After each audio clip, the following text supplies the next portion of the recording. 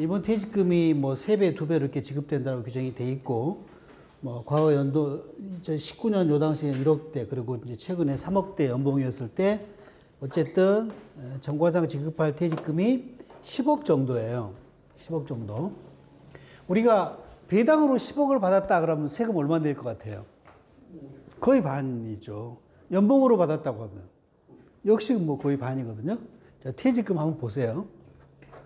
10억을 퇴직금 지급했을 때 실제 세부담을 계산해 보면 10억 2,200이었을 때 결정세액이 준비세 포함해서 1억 9,400이고요. 그러면 이제 실효세액 개념으로 보면 19%. 그리고 이제 우리가 급여나 배당을 받으면 건보료나 사대보험료를 내지만 퇴직금 부과되지 않잖아요. 지금 현재 건보료가 7.09%예요. 이거 고려하면 11%예요. 10억을 받는데 11% 어떠세요? 이런 소득이 없어요. 대한민국 누진세율 구조에서 어떤 형태로 받더라도 10억을 받을 때 10%대 세부담? 이건 뭐 거의 거저죠. 그죠? 그래서 임원 퇴직금은 태생 자체가 세금을 많이 내는 소득의 개념이 아니에요. 그동안 고생한 당신 요 퇴직금으로 노후를 즐기세요라는 그런 개념의 소득이기 때문에 세금 많이 떼면 돼야 안 돼요. 안 되죠. 그래서 연분연수법으로 지금 특이한 계산 구조로 계산하게 돼 있고 세부담이 굉장히 낮아요. 이게 많이 오른 게 이 정도예요. 지금 5배 연분연수법으로 계산하거든요. 이거를 예전에 5배 연수법 아닐 때는 10억이면 이게 7%밖에 안 나왔어요. 7%대밖에 안 나왔어요. 세부담만. 근데 건보를 안 내는 거 감안하면서 공짜예요. 공짜. 그 상대적인 비교를 하면 급여나 배당 받아서는 건보를 내야 되는데 그걸 안 내니까. 어쨌든 지금도 10억일 때 10%대면 우리나라 누진세율 구조에서는 이만한 소득이 없다라는 거예요. 네. 그래서 왜 이걸 강조드리냐면, 퇴직금은요, 일반적으로 은퇴할 때 한 번 받는 소득이잖아요. 아까 말씀한 중간재산 이런 게 해당이 되지 않으면 은퇴할 때 한 번 받는 소득이에요. 이런 세부담을 하는 소득을 정말 늙으셔가지고 은퇴할 때가 아니라 지금 60대, 50대 후반 막 이럴 때 지급받을 수 있다고 그러면 너무너무 회피한 경우 아니겠어요? 그죠? 이거는 은퇴할 때가 아니라 지금 받을 수 있는 사유는 아까 말씀드린 중간재산 사유밖에 없어요. 근데 연봉대 전환 중간재산 이미 금지되어 있기 때문에 지금 그거는 못해요. 다른 중간재산 사유가 살아있어요.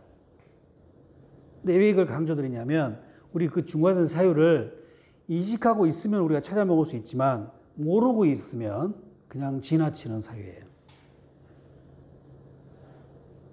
대표적인 게 지금 보세요. 천재지변이 생기면 중환할 수 있어요? 없어요?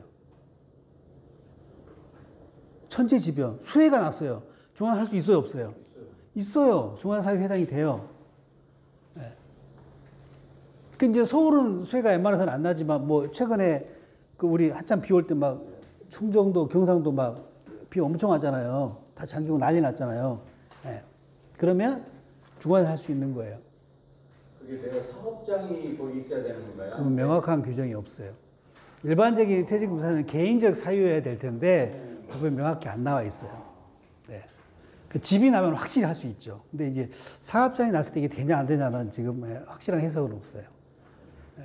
그건 생각 못 해봤어요. 자, 배우자가 암에 걸리셔서 진단을 받으셨어요. 네. 그럼 대표님 퇴직금 운용할 수 있어요? 없어요? 있어요. 네. 본인, 배우자, 부양가족 포함이에요. 네.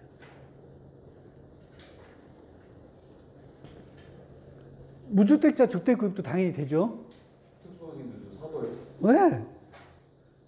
대표님이 집이 없어요. 근데 대부분 다 집이 있으시죠. 근데 무주택자라 그러면 중환을 해가지고 집 사시면 돼요. 중환 사유 돼요. 10억일 때 10%만 내고. 이거를 만약에 급여나 배당으로 받아보세요. 5억 세금 내야 되는데 이것만 내면 되는 거예요. 제가 궁금했던 건 뭐냐면 네. 당연히 대표는 집이 있겠죠. 집이 있어요. 근데 무주택자가 특수관계인 가족 중에 누가 사더라도 대표 퇴직금 중간연한 되는 건 아니냐? 아니요. 본인 집 사야 돼요. 본인이죠. 네, 네. 아까 천재지변은 괜찮지만 무주택 집 있으면 팔고 1년 전세 살고 그럼 사면 됩니다. 요양은 부양가족은 되고. 부양가족 되고. 네. 네. 그래서 요 소득에 대한 실현을 한번 할 수 있는 기회를 한번 만들어 보시면 좋을 것 같아요.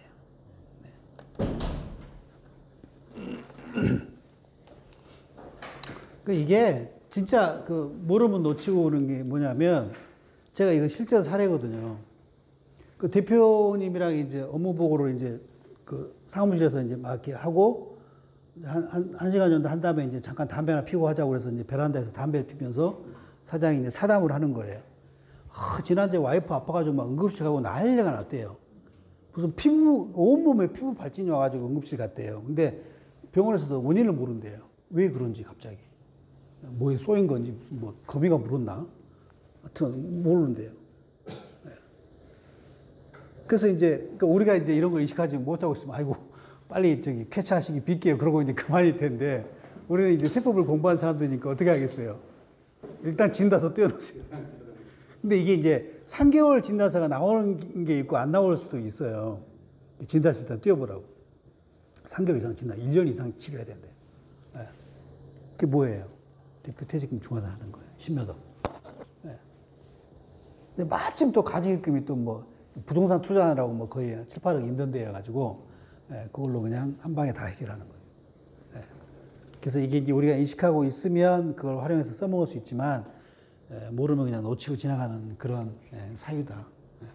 퇴직금은 몇 가지 이제 금액이 워낙 크기 때문에 세무상 요건도 굉장히 중요하지만 요건은 그렇게 뭐 어렵지 않아요. 돈만 있으면 돼요. 돈만 있고 규정도 지금은 뭐 의사결정 포인트가 별로 없어요. 오히려 이제 아까 상법상 유효한 상태 만드는 진짜 조청하는 거 요거만 신경 쓰시면 돼요. 퇴직금은 꼭 신경 쓰셔야 해요. 몇십억이 지급되는 거기 때문에 아까 11%만 내고 했잖아요. 나중에 문제 터지면 다 뺏겨요. 그죠? 이번 퇴직금 대표님 보세요. 이게 심각하게 우리가 생각하셔야 되는 게 뭐냐면 회사가 이번 퇴직금을 10억을 지급을 하셨어요. 근데 이게 이제 10억 지급하는데 세무조사 나와가지고 이거를 부인했다.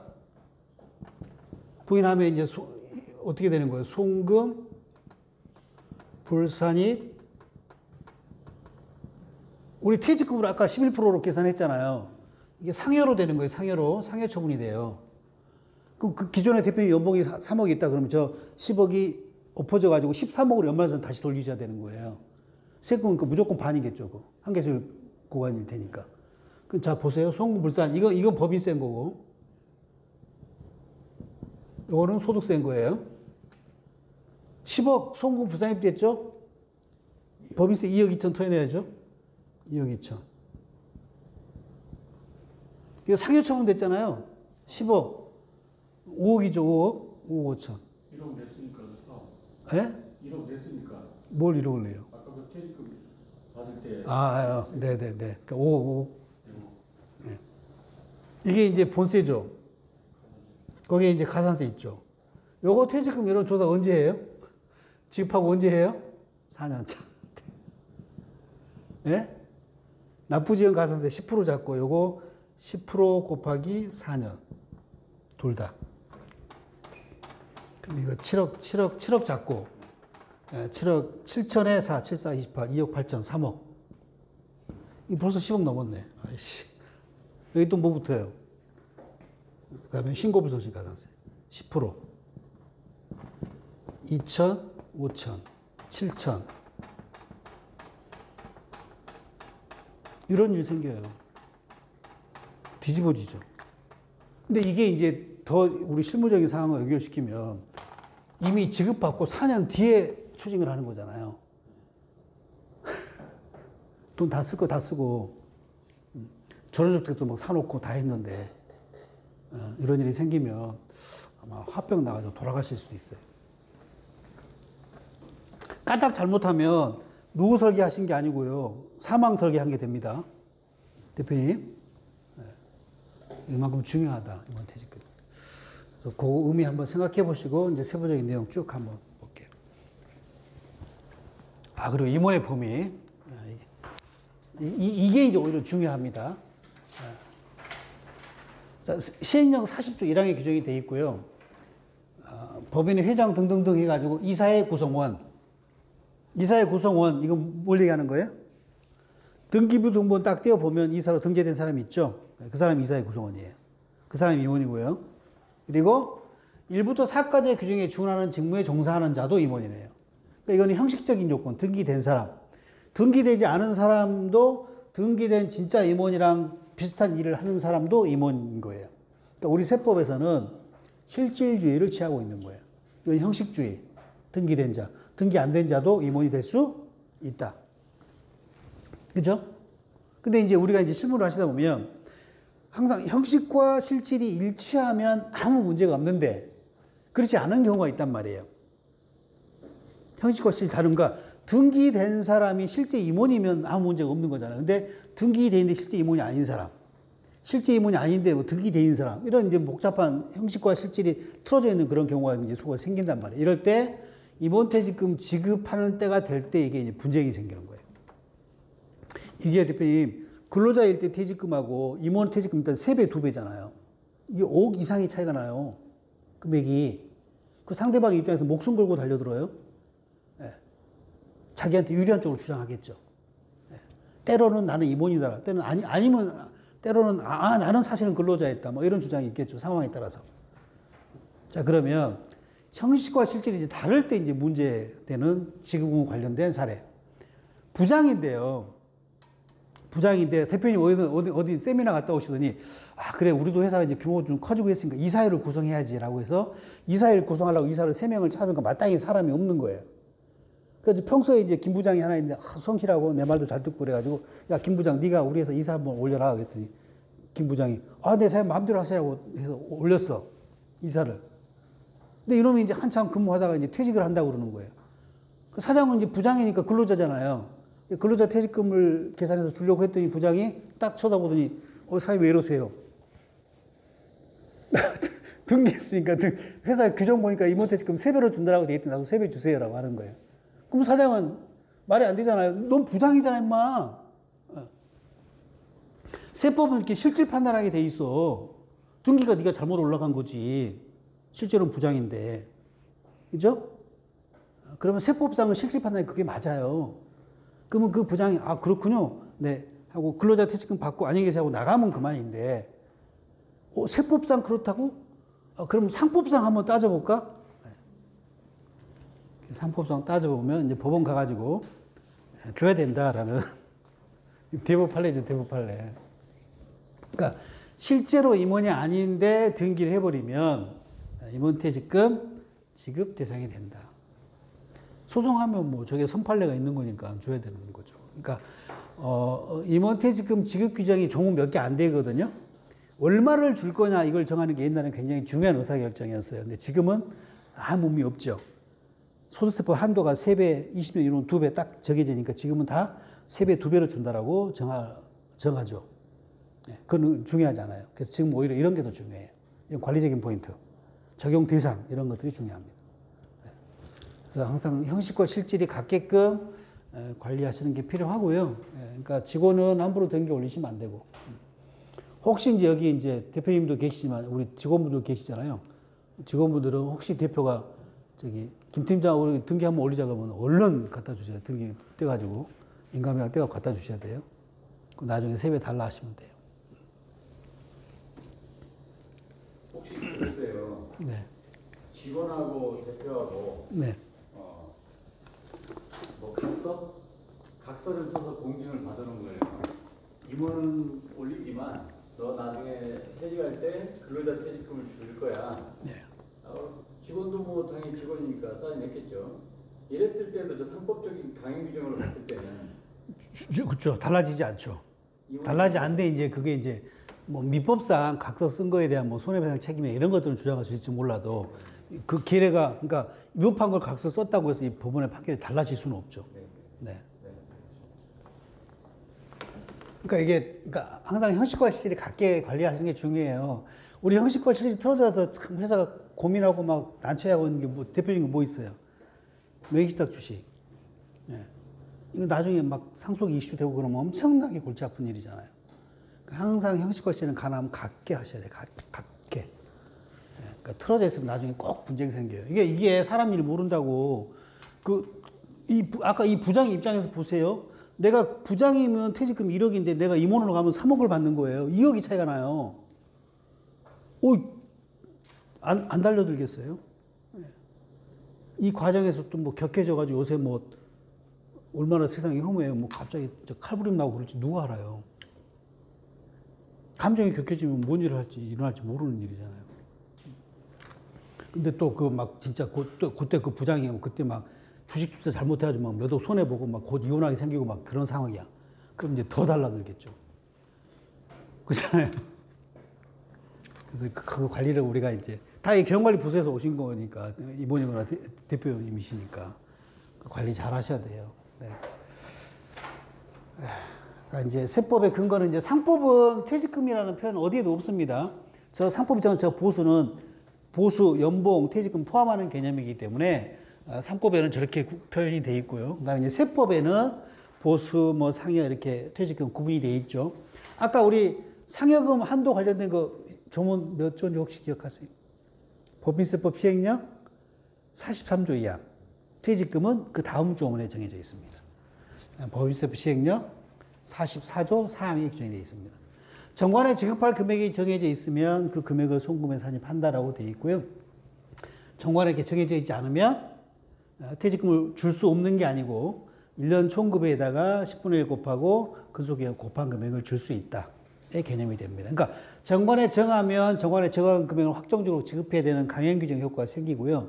2호처럼 이제 정관에 따로 정해져 있지 않으면 퇴직할 때 줄 수도 있고 안 줄 수도 있고 계약상에 따라 달라지겠죠. 연봉 계약서에 뭐 퇴직금 포함인 건지 뭐 나중에 지급하는 건지에 따라서 달라질 수 있는 겁니다. 근데 대부분은 1호에 걸리죠. 여기 아마 오신 회사 대부분 다 이번 퇴직금 규정 돼 있을 겁니다. 그죠? 네. 그래서 이제 거기에 이제 몇 배를 주느냐 뭐 이런 내용들이 기재가 돼 있겠죠. 그래서 하여튼 법의 근거는 시행령 44조 4항입니다. 98년에 개정된 세법이거든요. 바뀐 거 없습니다. 지금 회사가 이렇게 돼 있잖아요. 정관에서 정한 임원퇴직 규정에 퇴직금을 10배로 준다라고 정할 수 있어요, 없어요? 지금요? 네. 가능합니다. 네, 가능하죠. 정관에 정한 대로. 근데, 어디서 뭐, 3배 넘게 주면 근로로 가서 뭐 2배 넘게 주면 뭐 근로, 이런 내용이 있지 않아요? 그죠? 지금까지는 분리과세, 나머지는 소득세. 그러니까요. 그건 뭔 얘기죠? 그건 세금을 아니요. 아닌가? 그게 아니고. 이게 지금 뭐였어요? 법인세법 시행령이었잖아요. 네네. 우리가 얘기하는 뭐 3배 넘고 뭐 2배 넘는 거 근로 과세하는 거는요. 법인세법 얘기가 아니에요. 소득세법 얘기예요. 그러니까 이제 이렇게 이제 됐잖아요. 이렇게 되다 보니까 우리 회사에서 다 주총을 열기 시작하죠. 98년에 이게 개정이 되고 나서 2000년대 초반부터 주총을 열기 시작하는 거예요. 그때는 3배, 2배 제한이 없을 때죠. 회사가 주총 연다고 그러면 몇 배로 준다라고 결의하시겠어요? 몇 배 받고 싶어요, 퇴직금?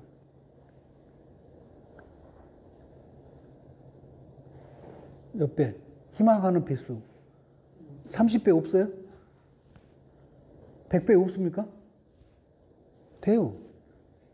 정관에 정한 대로니까. 그래서 우리 기업이 악용하기 시작했죠. 막 30배 해가지고 막 퇴직금 막 몇백억 막 이렇게 지급하고. 아까 보셨잖아요, 세부담. 그때는 저거의 3배 낮은 세부담이었단 말이에요. 네. 그러니까 정부 입장에서 보면 이제 이걸 악용한다고 보는 거예요.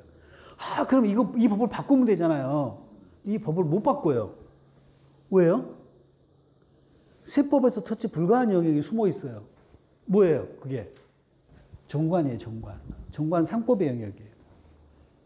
주총특별계로 상법의 영역에서 정한 이거를 과세완청에서 세법에서 뭐 3배 이상 못 정해 이렇게 할 수가 없는 거예요.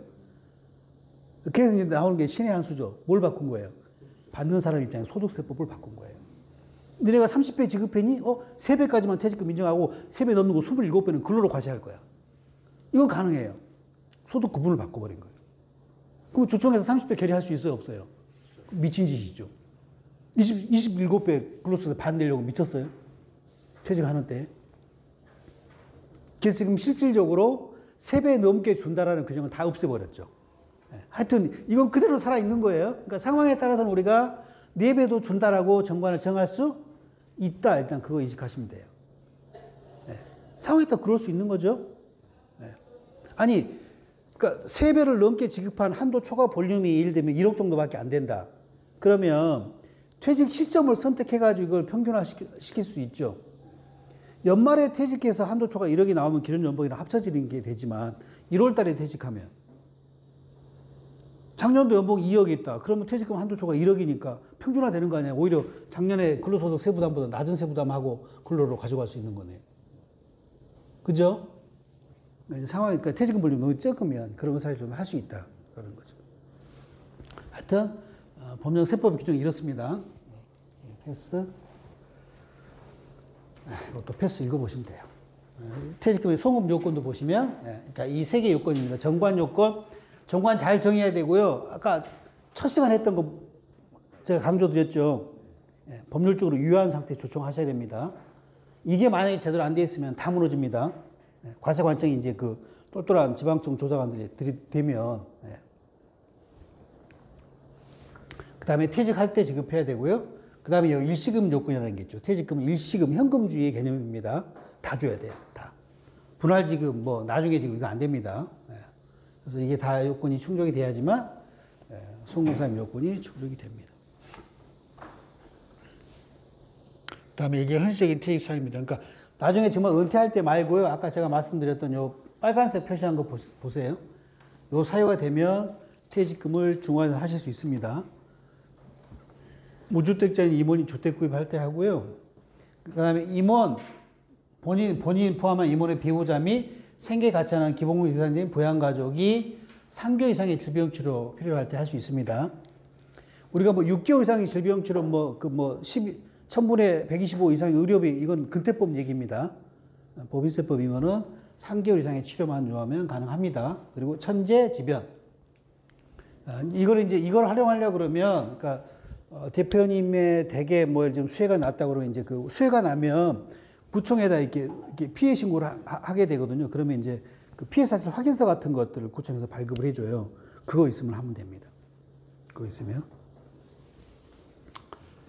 근데 이제 아까 말씀하신 것처럼 사업장이 났을 때, 이게 제가 포항에 상담을 한번 간 적이 있었거든요.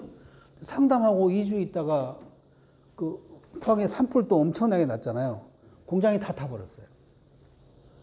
그래서 고민하다가 못하고 말았는데, 그러니까 일반적인 이런 사유 보면 개인이 주택이 없을 때, 개인이 아팠을 때, 퇴직과 관련된 그 이해 당사자가 개인의 영역에 다 이렇게 정해져 있단 말이에요. 근데 이거는 그런 게 정해져 있지 않아요.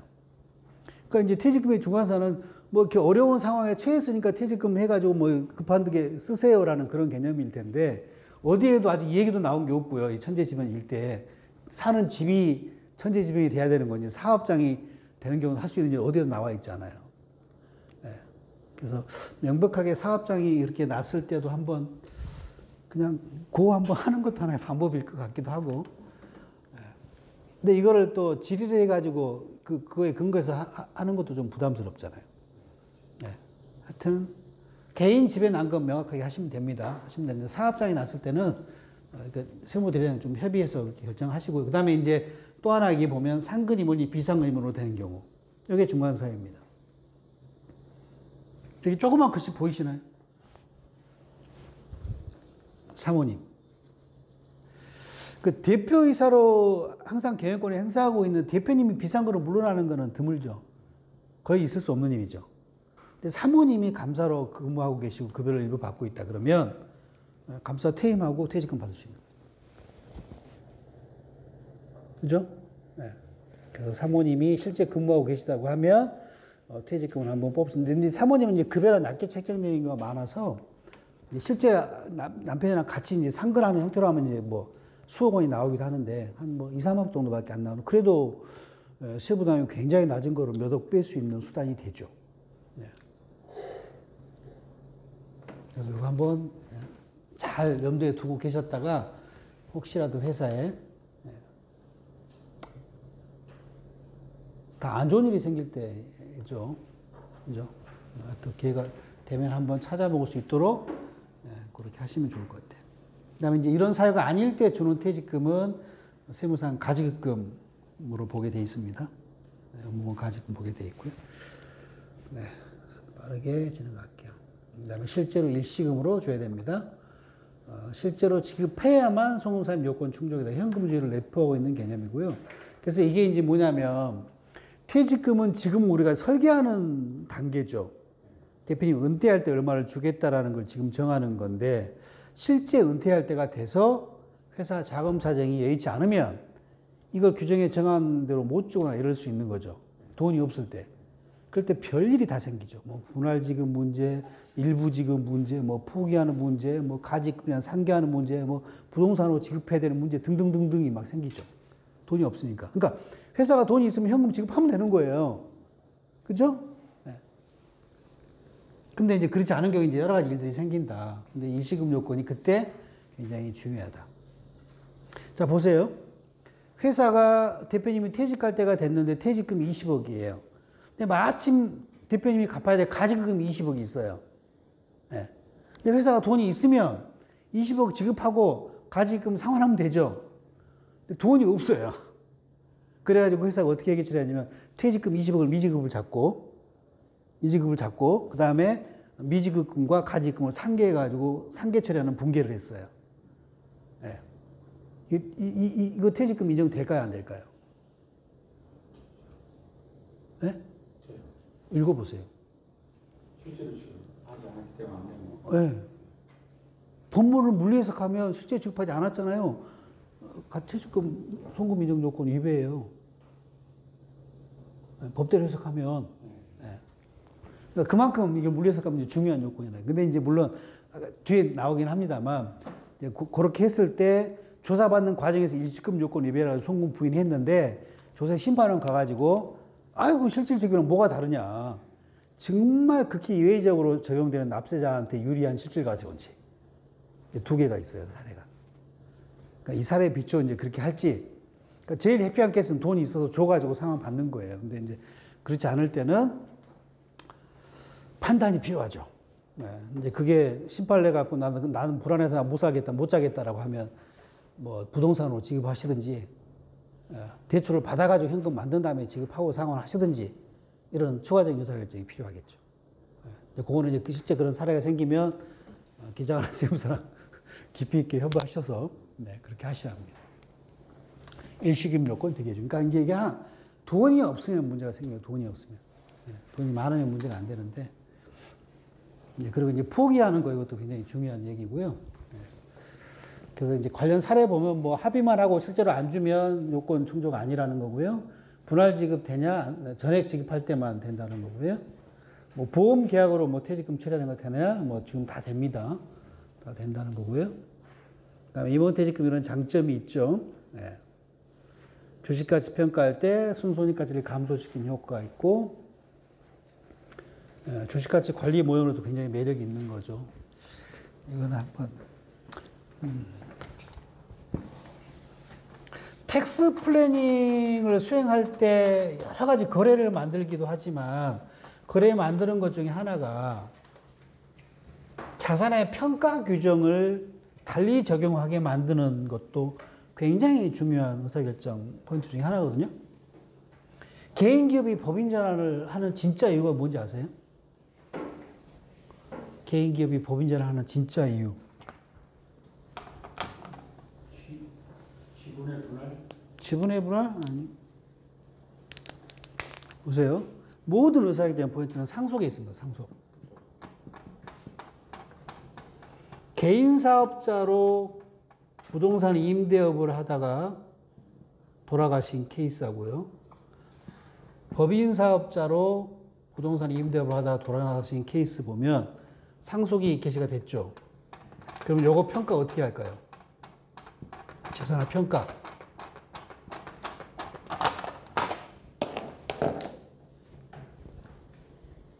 어떻게 할까요? 이 개인이 가진 이 부동산이 있죠? 시가로 평가하는데 어떤 시가? 건물의 시가죠. 건물의 시가. 그죠? 법인주를 하다 돌아가시면 평가하게 되면 뭘로 평가할까요? 예, 시가로 평가하는데 뭐의 시가예요? 예, 주식의 시가, 주식 가치의 시가로 평가합니다. 자, 보세요. 어떤 차이점이 있냐면 이 건물의 시가 우리가 인위적으로 조절할 수 있습니까? 없습니까? 불가능하죠. 자, 이 주식가치 시가. 자, 이 주식가치 어떻게 평가하는지를 봐야 되죠. 순자산가치에다가 가중치 2를 주고요. 순손익가치에 가중치 3을 줘가지고 5로 가중평균하게 돼 있죠. 그죠? 주식가치 평가, 비상주식가치. 자, 이 순손익가치 또 어떻게 하게 돼 있냐 뜯어보면 최근 1년 순손익 곱하기 가중치 3, 최근 2년 순손익 곱하기 가중치 2, 최근 3년 순손익 가중치 1 해가지고 이거를 6으로 가중평균하게 돼 있죠. 그죠? 자, 이렇게 돼 있어요.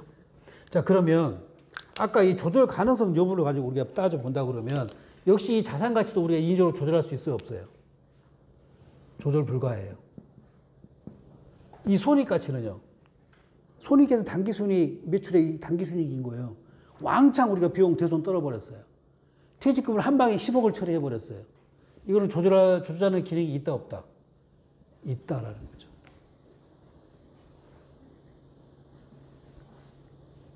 이렇게 평가한 게 100억이었어요. 우리가 어떤 액션을 하냐면 항상 회사의 이익이요 한 10억 정도 이익이 나누는 그런 회사예요. 10억 정도. 근데 임원 퇴직금을 20억을 지급을 했어요. 최근 연도에. 항상 10억 정도 이익이 나누는 회사니까 이걸 20억을 퇴직금을 처리해버리면 이게 어떻게 되죠? 최근 1년 순이익이 마이너스 10억으로 바뀌죠. 그죠? 마이너스 10억 곱하기 3. 마이너스 30억. 이때는 이제 10억 정도 이익 나니까 10억 곱하기 2 하면 20억.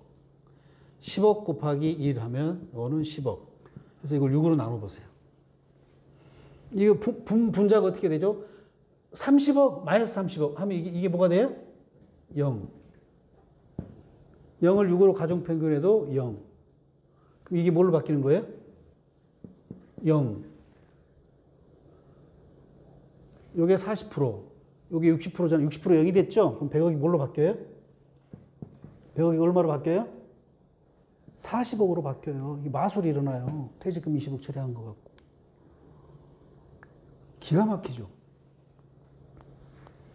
그리고 나서 퇴직금 처리한 그 다음에 주식가치 평가해가지고 가압승계 플랜 들어가는 거예요. 이게 만약에 상속이었다면 100억이면 50억 상속 내야 되잖아요. 40억이면 20억만 내면 돼요. 절세액이 막 수십억이죠. 네. 이렇게 우리가 활용을 했는데 과세관점 이걸 역시 또 뭐 한다고 보는 거예요? 주식가치 평가 모형을 악용하네라고 봐가지고요. 이렇게 하니까 어떻게 했어요? 여기에 들어왔죠. 2016년인가 17년 이렇게 바뀌었을 거예요. 순자산가치의 80%. 니네가 이걸 0 만들어 40억 안 돼, 이제. 어떻게 해요?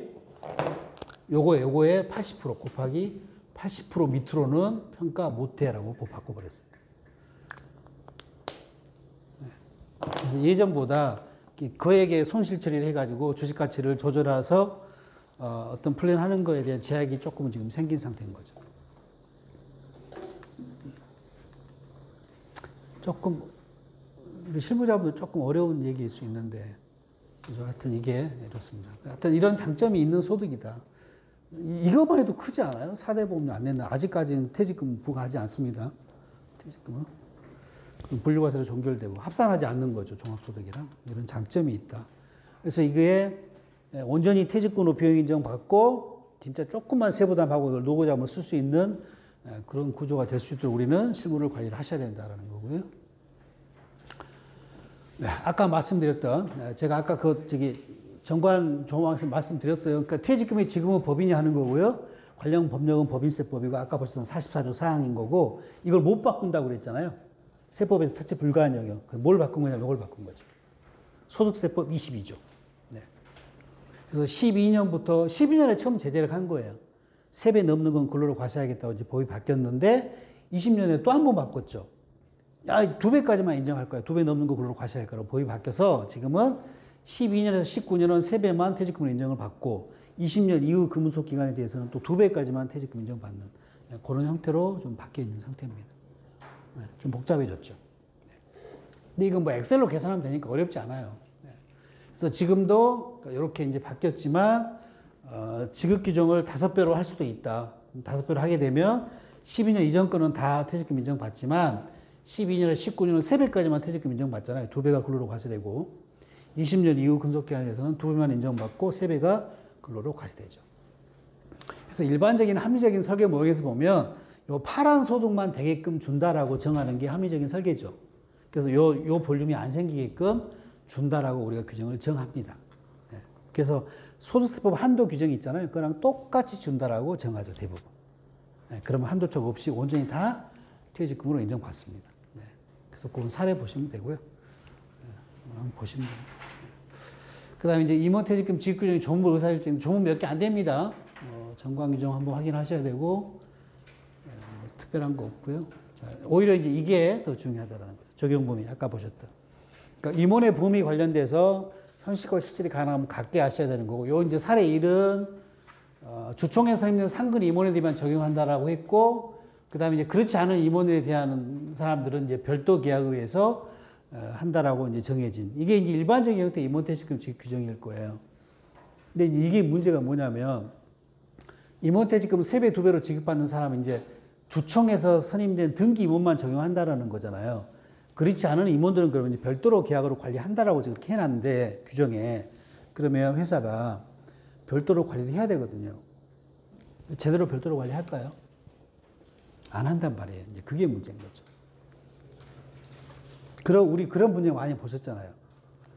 인테리어 업자랑 3천만 원에 어떤 그 인테리어 공사를 하기로 했어요. 공사가 끝나고 이제 돈을 줄 때 세금 계산을 발급을 해달라고 그러니까 인테리어 업자가 뭐라고 그래요?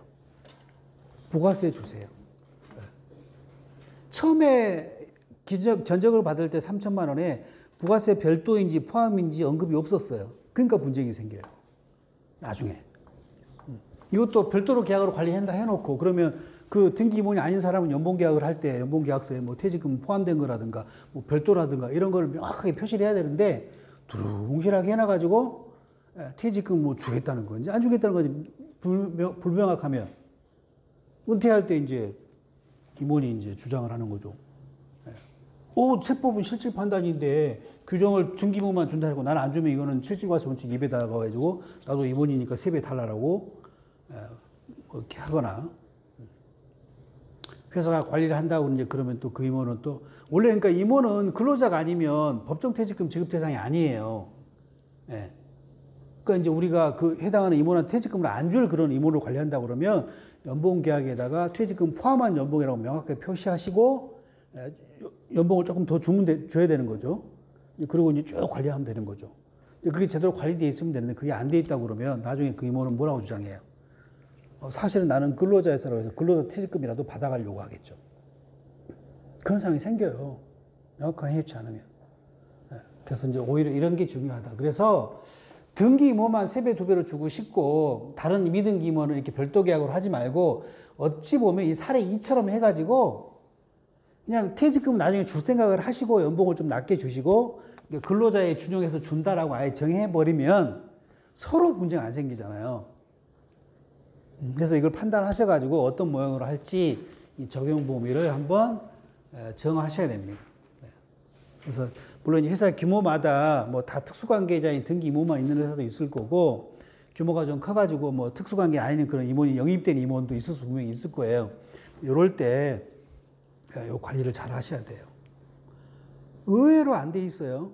제가 예전에 상담했던 데는 대한민국의 우동업계, 대한민국 휴게소 우동을 석권하고 있는 한 매출이 2천억 하는 그런 우동회사인데 그 회사가 이제 회사를 성장시키는 어떤 거냐면 그런 식으로 이제 그 관련된 기업에서 명퇴하고 이런 임원들 영입해가지고 야, 네가 영업해. 그러면 영업에게 뭐 얼마 뭐 연봉으로 줄게. 뭐 이런 식으로 하는 데예요. 근데 회사 입장에서는 그런 임원들까지 퇴직금을 3배로 주고 싶으면 당연히 않을 거 아니에요. 그죠? 이런 식으로 돼 있는데 실제 그런 그 계약서를 봤더니요. 명확하게 안 돼 있어요. 퇴직금이 포함인 건지 뭐 별도인 건지 아예 안 돼 있어요. 그 나중에 분명히 문제 생기는 거죠. 그래서 이제 상황을 한번 따져보시고 아예 이렇게 하는 게 어떻게 보면 나중에 그런 분쟁을 아까도 말씀드렸잖아요. 저 분쟁 생기면 뭐 5대 이상의 차이 나니까 분쟁이 생기는 과정에서 또 말다툼하다 또 사장님 또 고혈압 있으시면 하다 막 뒷목 잡고 쓰러지고 막 이런 일이 생기지 어떻게 알아요?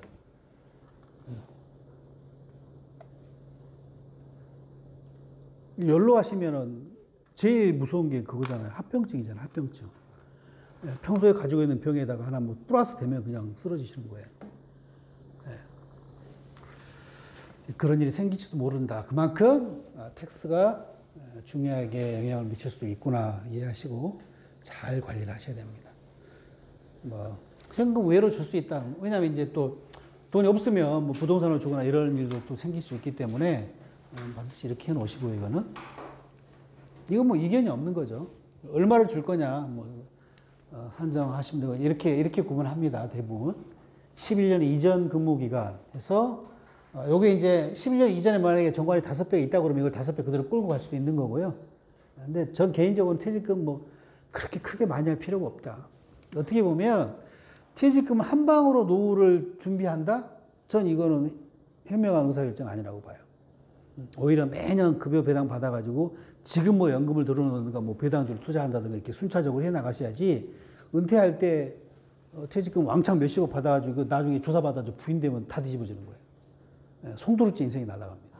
그래서 퇴직금은 적당한 규모를 하고 미리미리 준비하는 게 훨씬 더 우리가 안을 짠다 그러면 바람직하지 않나 이렇게 생각이 되고 어쨌든 이렇게 12년 이전과 이후를 구분하셔가지고 얼마를 줄 건지를 정하시면 됩니다. 이 규정이 소득세법 22조에 있는 거랑 똑같은 내용이에요. 그러니까 한도 초과를 아예 안 나오게 하는 다 퇴직금을 인정받게끔 주는 규정의 사례입니다. 상황에 따라서 이제 그건 정하시면 되고요.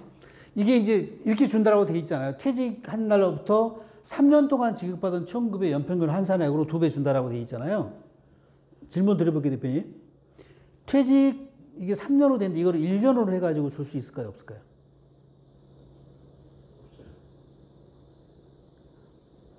돼요. 얼마를 준다는 정관에 정한 대로라니까요. 소득세법 22조는 불변값. 이거는 지급을 했을 때 한도 계산하는 규정일 뿐인 거고 얼마를 주느냐는 법인세법 규정인 거잖아요. 1년 총급여로 계산해서 줄 수 있다 정할 수 있어요. 5배로 준다고 정할 수 있잖아요. 이것도 마찬가지예요. 정관에 정한 대로예요. 근데 이제 이런 거죠. 우리가 이걸 1년으로 정했는데 퇴직지의 1년 급여는 높은데 전년, 2년, 3년 급여는 굉장히 낮아요. 그럼 한도 계산하면 3년 평균 급여를 한도 계산하게 돼 있잖아요. 그러면 한도 초과 나오겠죠. 그러니까 이걸 한도 규정이 3년으로 해놓은 거는 뭐냐면 단기간 내에 급여를 대폭 이상해가지고 퇴직금 파일을 키우는 걸 방지하기 저렇게 해놓은 거예요. 3년 평균으로 하라. 그러니까 적어도 파일이 키우려면 3년 전부터 우리가 액션을 해야 되는 거죠. 연봉 올리는 작업들. 근데 여기 보세요. 특이합니다. 요거는 요 세배 한도는 19, 18, 17 딱 그 급여로 하게 되어 있습니다. 한도 계산이. 이게 이제 얼마를 준다라는 거를 한도 규정이랑 똑같이 준다라고 정한 모형입니다, 그냥. 이것도 마찬가지로 이거랑 똑같이 퇴직 3년 평균 급여로 세배 준다라고 정할 수 있다, 없다? 있다. 얼마를 주냐는 회사 정하고 싶은 대로 하셔도 돼요. 그러니까 실제 우리가 실무를 한다고 그러면 이번이 퇴직하잖아요. 그러면 정관 딱 꺼내 놓는 거예요. 여기 적힌 대로 데이터 뽑아내요. 여기 적힌 대로 19, 10, 사업 3년이니까 19, 18, 17 총급여 데이터 뽑고 세배 계산하시고 퇴직 직전 3년이니까 직전 3년 평균 급여 딱 뽑아내가지고 이대로 산수하시면 되는 거예요. 1번 지급액 계산하면 돼요. 그 다음에 2번은 이제 한도 계산해야 되잖아요. 한도 이게 똑같은 거니까. 데이터 뽑고 한도 계산하고. 근데 지금 이 케이스는 이런 정관 모형은 1번 지급액, 2번 한도 똑같겠죠. 한도 초과 빵원이죠. 그대로 퇴직금으로 인정받고 원천수 계산하면 되는 거예요.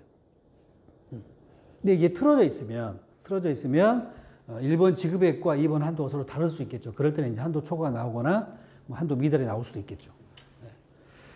상황에 따라 틀리다. 네? 그냥 딱 이렇게 정해야 돼요. 3배수다. 아니요, 그러니까 마음대로 정할. 내에서 지급한다고 그런 게 안 돼요. 임의적인 요소 가능하면 배제시키셔야 됩니다. 규정은 확정적이어야 돼요. 가능하면. 네. 그러니까 임원 보수 상여금 같은 경우에는 딱 30% 정하기 어렵잖아요. 이제 그럴 땐 30% 이내 해가지고 매번 주총이나 이런 데서 30% 이내 범위 내에서 성과평가나 이런 것들 이렇게 표시한 상태에서 합리적으로 결정한 근거가 있으면 되는데 퇴직금은 그렇지 않죠. 가능하면 확정적으로 하셔야 되고요. 이내 이렇게 하시면 안 돼요. 네. 이거 주총 제대로 하시는 거 이게 중요합니다. 이거 무너지면 진짜 수십억 세금으로 다 뺏겨요. 네.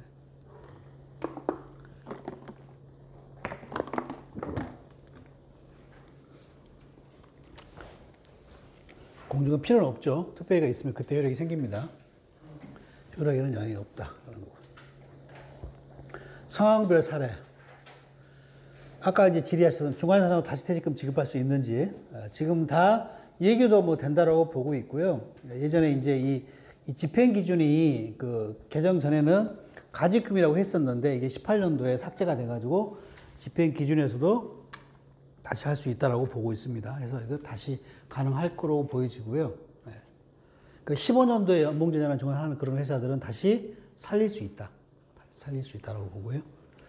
그 다음에 퇴직금을 포기하게 되면, 그러니까 이런 포기를 하시면 안 됩니다. 그러니까 이런 거죠. 회사가 임원퇴직금 규정을 3배, 2배로 준다라고 규정이 돼 있었어요. 그러니까 쭉 경영하시다가 이제 대표님 퇴직할 때가 되셨어요. 정관을 딱 꺼내봤더니 지급할 퇴직금 20억이에요. 회사가 돈이 없네. 그래서 대표가, 나는 뭐 그동안 뭐 상속받은 것도 있고, 뭐 예전에 부동산 사는 게 막 지금 10배 이상 올라가지고, 뭐 퇴직금 굳이 그 회사에서 안 받아도 나 노후 지장 없다. 그냥 포기할래. 이러시는 상태인 거예요. 이건 어리석인 포기. 회사의 정관에서 20억을 주는 거로 지금 돼 있는 거잖아요. 그죠? 회사가 제대로 이걸 기업배 기준에 따라 기장을 했다 그러면 임원퇴직금 뭐 충당 부채가 20억이 잡혀야 되죠. 재무제표에. 부채가 있는 거예요. 이걸 대표가 포기했네? 그 어떤 문제가 생기죠? 법적 효과가 생기죠? 회사 부채 20억을 대표가 나 안 받아도 돼 라고 했잖아요. 그럼 어떤 문제가 생겨요? 채무 면제액이 생기는 거죠. 그죠? 그리고 지급식 의제 규정 아시죠? 1월부터 11월까지의 급여 또는 퇴직금을 12월 말까지 주지 않으면 12월 달에 중고로 보고 어쩔 수 해야 되죠. 그죠? 12월 달 급여가 안 나오는 회사를 다녀본 적 없어서 이해를 못 하실 수도 있는데 12월 달 급여를 이듬해 2월까지 지급하지 않으면 2월 달에 중고로 보고 온전해야 되죠. 연말정산 해야 되니까. 퇴직금도 똑같이 적용돼요. 이 제 소득별로 이 지급식 의제가 다 있습니다. 배당도 마찬가지예요. 배당 결의하고 3개월까지 안 주면 3개월에 중고로 보고 세금 내야 돼요. 거기도 걸립니다. 이게 지급식 의제 규정한 거예요. 퇴직금 수령한 거로 봐서 원천세는 내야 돼요. 네. 여기 보시면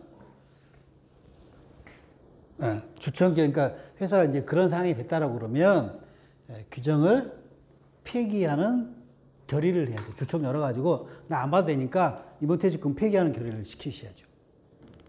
그냥 말로만 나 이거 안 봐도 돼 이렇게 하시면 안 돼요. 지급 의무는 그대로 법률적으로 있는 상태로 개인이 말로만 포기하면 채무 면제 효과가 생기고 지급식 의제 결려가지고 세금만 내야 되는 이런 일이 생긴다는 거죠.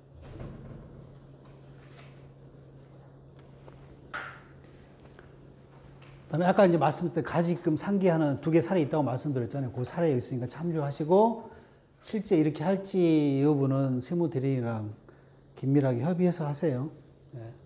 그래서 이 사례가 이제 뭐냐면 세무조사 과정에서 일시금 조건 위배로 송금 불상입 처분을 받았는데 심판원에서 송금으로 인정받은 사례가 2개 있습니다. 근데 예전에 이거 하나만 있을 때는 뭐 불안하다라고 했는데 이게 최근에 이게 한 번 더 나와서 해도 될지 참.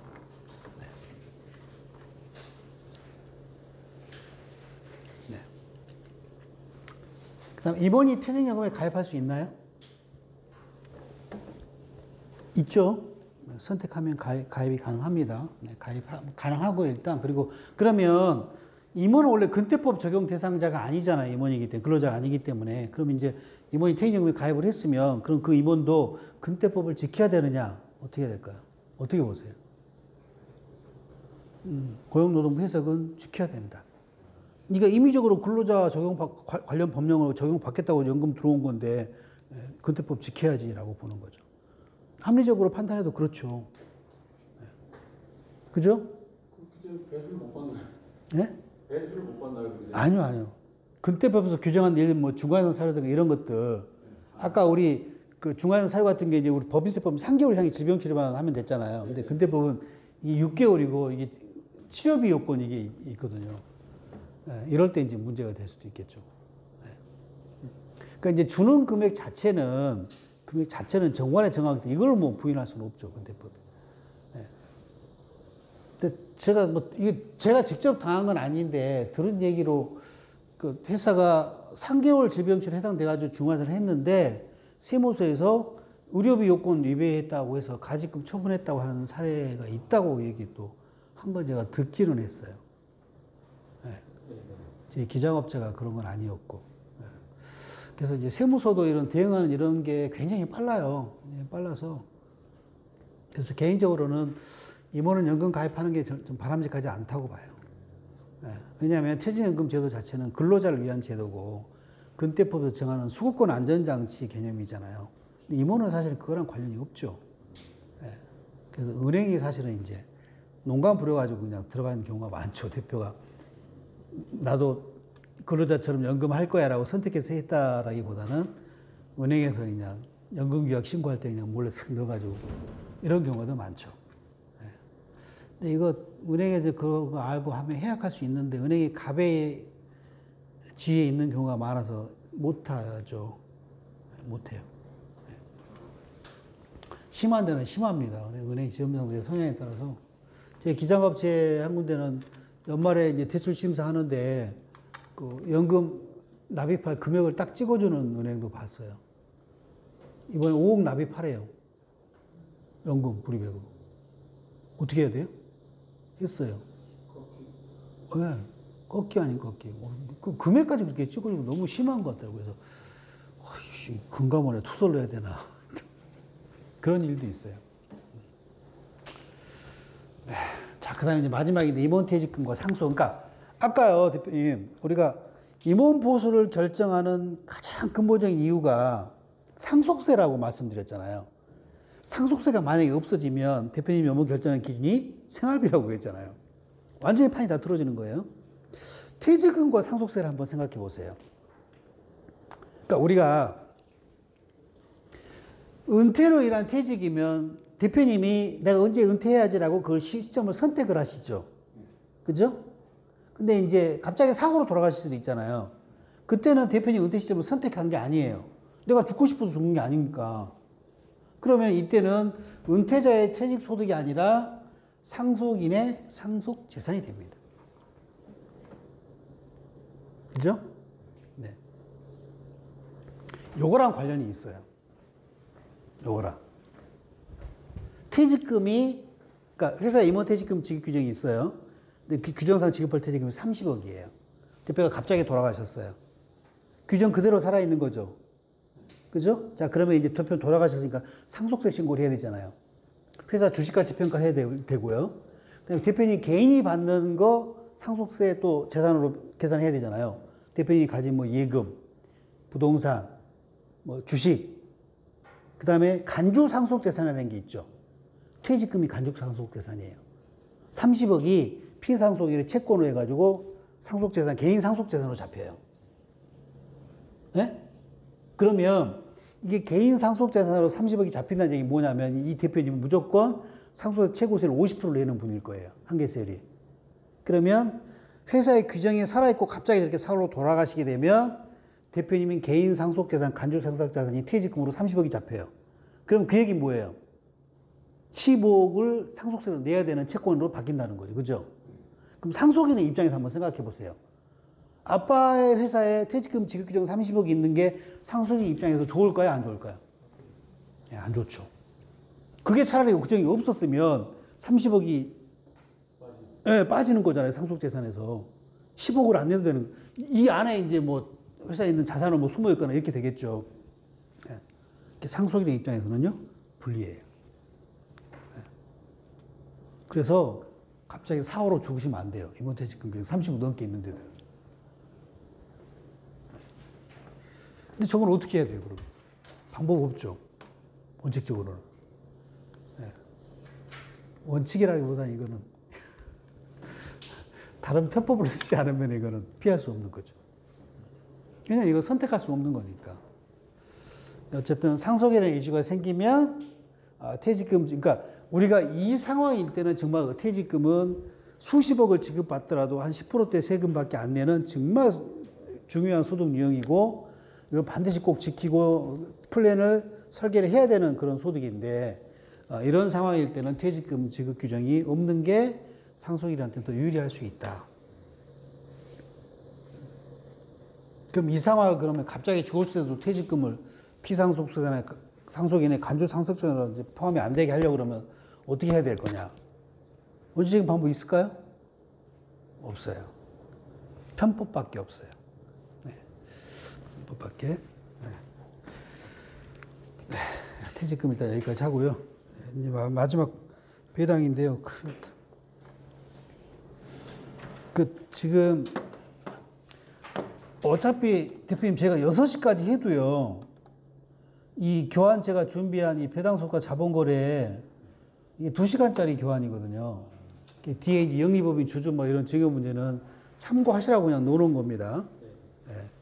제가 부실하게 강의 준비를 한 게 아니고 어차피 시간은 4시간인데 또 이제 좀 일찍 끝내야 되면 한 20분 잘리는 게 있기 때문에 시간 되는 만큼 하는 데까지 제가 하다가 마무리를 하겠습니다.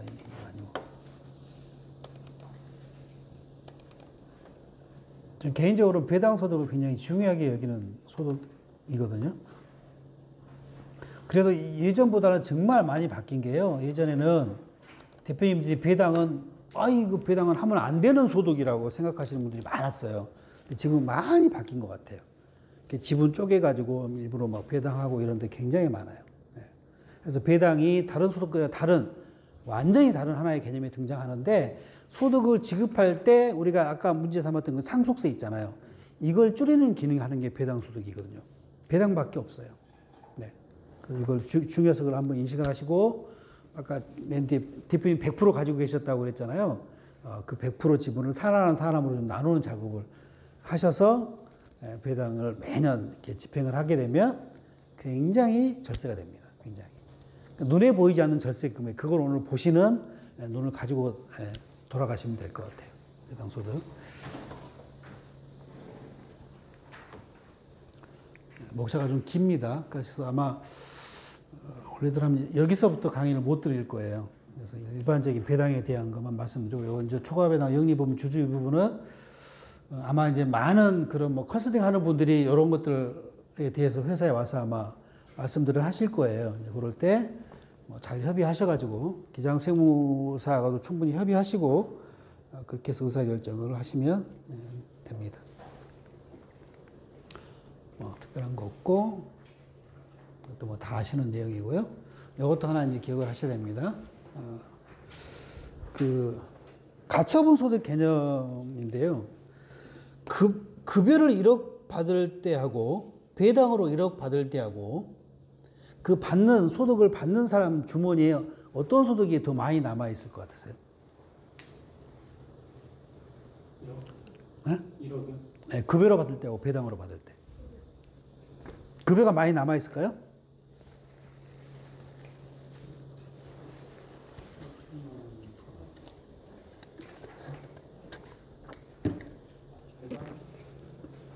배당이 더 많이 남아 있어요. 세금은 그럼 국가에 내는 세금은 어떤 게 더 많을까요? 배당이 더 많아요. 네. 네. 왜 그러냐면, 그러니까 그걸 이해하셔야 돼요. 배당을 받게 되면, 자 보세요. 배당, 그러니까 회사가 급여를 지급하면 법인의 입장에서 비용 처리가 되죠. 근데 배당은 이경험 처분이니까 비용 처리되는 게 아니죠. 오히려 법인세를 내고 이경험으로 대체된 이걸 배당할 때 배당 받는 주주한테 배당소득을 또 부과하죠. 이중으로 과세하는 거잖아요. 하나의 덩어리에 대해서. 그죠? 그건 위헌이잖아요. 그래서 그 이중과세를 조정을 해줘야 돼요. 급여로 처리하는 건 자동 조정이 돼요. 급여를 받은 사람이 소득세를 내지만 법인이 할 때는 비용 처리가 돼서 법인세 덜 내게 되니까 이중과세가 자동 해결되는 거잖아요. 배당은 그렇지 않아요. 법인세 냈는데 배당 받을 때 이게 또 낸단 말이에요. 이거 조절을 해줘야 되는데 우리나라 세법책에는 어떻게 돼 있냐면 배당을 주는 법인의 입장에서 조정해 주는 게 아니에요. 급여는 법인에서 조정해 주는 거죠. 비용 인정을 해주는 거니까. 배당은요, 이 배당을 받는 주주 입장에서 이중과세 조정을 해주는 거예요. 그게 뭐냐면 배당 세액 공제라는 거예요. 이게 법인세 부담분을 주주 단계에서 조정해 주는 거예요. 공제해 주는 거예요, 공제. 그러니까 주주 입장에서는 이중과세 조정을 내가 배당 받는 것에서 조정을 해 주니까 내 소득이 줄어들게 됐죠. 1억을 배당 받더라도 총 내는 세금은 1,400만 원밖에 안 내요. 14%밖에 안 내요. 전제가 있죠. 다른 소득이 없을 때. 네. 그러니까 사모님이 댁에만 계시는 분이다 라고 하면 사모님이 배당 1억 받더라도 저거밖에 안 내요. 그러니까 이렇게 되겠죠. 1억을 지급할 때 15.4% 원천에서 하고 지급하겠죠. 8,600 얼마가 지급이 되겠죠. 사모님 계좌에. 5월달이 됐네요. 그 다음에 2천만 원 넘었으니까 종합소득 신고해야 되죠. 네, 신고를 해야 돼요. 추가적으로 내는 세금이 있다 없다? 없어요. 네, 신고서만 넣으면 돼요. 이것 때문에 이걸 내야 되는 거잖아요. 근데 이거는 지급받을 때 원천이 당했잖아요. 기납부세액으로 1,400 빼면 납부세액은 빵원이죠. 신고서 넣을 때 내는 세금은 없어요.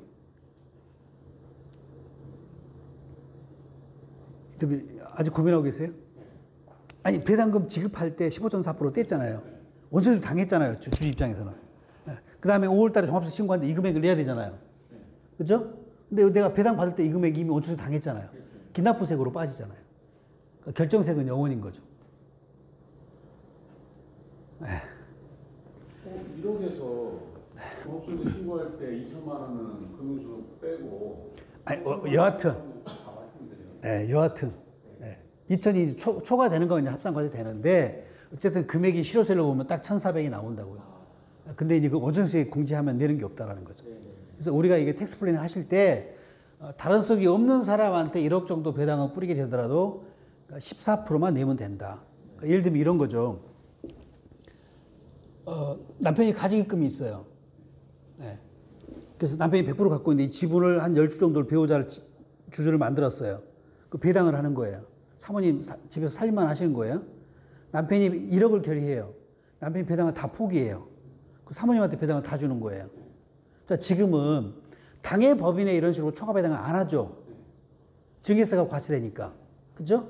사모님한테 1억을 초과 배당했으니까 이게 증여세가 과세가 될 거 아니에요. 근데 사모님이죠. 다른 사람도 아니고. 사모님은 10년간 증여공제 6억이 공제되죠. 증여재산으로 보더라도 6억 범위 되니까 증여세 낼 게 있다 없다? 없죠. 저 소득세만 내면 되는 거예요. 1억을 14%만 내고 가지금 상환할 수 있는 돈이 마련되는 거죠. 네. 그 한꺼번에 그러면 5억을 배당하면 안 될까요? 되죠. 근데 이제 5억 하면 세금이 뭐 이렇게 올라가는 거죠. 그러니까 이제 배우자를 활용한 초과배당 플랜 해가지고 가지금 상환하는 우리가 전략을 짠다 그러면 1억 3조씩 나눠가지고 몇 년 하는 거예요. 세부담 줄이기 위해서. 한꺼번에 하지 않아요.